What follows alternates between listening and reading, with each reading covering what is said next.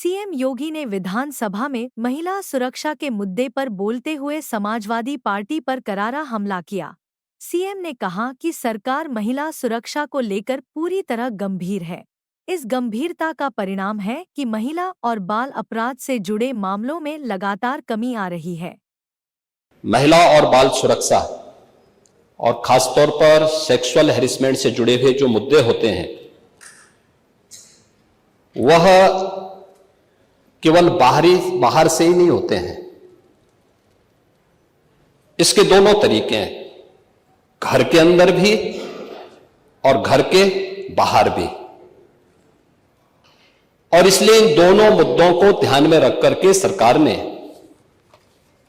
इस दिशा में जो ठोस कदम उठाए हैं वह इस सदन के सभी माननीय सदस्यों के संज्ञान में बहुत आवश्यक हैं। अगर मैं महिला संबंधी अपराध को, जिसमें घरेलू हिंसा से जुड़ी हुई जो या सेक्सुअल हैरेसमेंट से जुड़ी हुई जो मामले होते हैं, इन सब की तुलना करूं तो सबसे पहले माननीय सदस्य को मैं इस बात के बारे में अवगत करा दूं कि 2016 की तुलना में दहेज जैसी घटना के बारे में देखें तो 2016 की तुलना में 2016 में कुल घटनाएं घटित हुई थी, उनकी तुलना में 23-24 के बीच में लगभग 17.5% की कमी घटनाओं में आई है। बलात्कार की घटनाओं में 2016 की तुलना में अगर 23-24 में हम उसकी तुलना करें, इसमें 25.30% की कमी दिखाई गई है।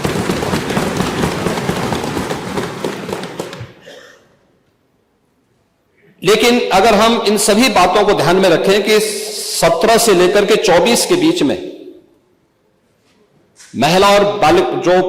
नाबालिग बच्चे हैं उनके खिलाफ यौन उत्पीड़न से जुड़े हुए जो मामले हैं, उनमें से प्रदेश सरकार ने अपने प्रोसिक्यूशन विंग को मजबूत करने का परिणाम सामने आया है। 24,402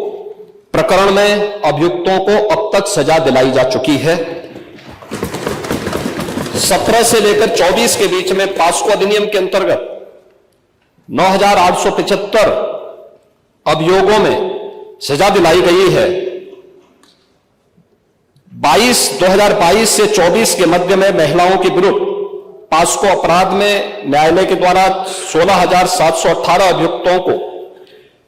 सजा दी गई है, जिनमें 21 को मृत्युदंड, 1713 को आजीवन कारावास, 4,653 को 10 वर्ष या उससे अधिक के कारावास और 10,331 को 10 वर्ष से कम के कारावास की सजा भी दी गई है। प्रदेश के अंदर अगर हम लोग देखें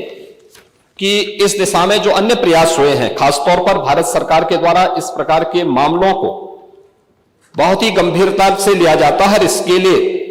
investigation tracking system for sexual offences के बारे में भारत सरकार ने जो अपना पोर्टल तैयार किया है, इसको हम लोगों ने 2018 में ही, पिछली सरकारें उसके प्रति उतनी संवेदनशील नहीं थी, लेकिन 17 के बाद से हम लोगों ने इस पे काम प्रारंभ किया और अप्रैल 18 में हम लोगों ने इस पोर्टल को एक्टिव करने के साथ ही इस कार्यक्रम को आगे बढ़ाया है। और अगर इसमें हम देखें कि जो प्रॉपर मॉनिटरिंग, फोकस मॉनिटरिंग जो प्रदेश के अंदर हुई है,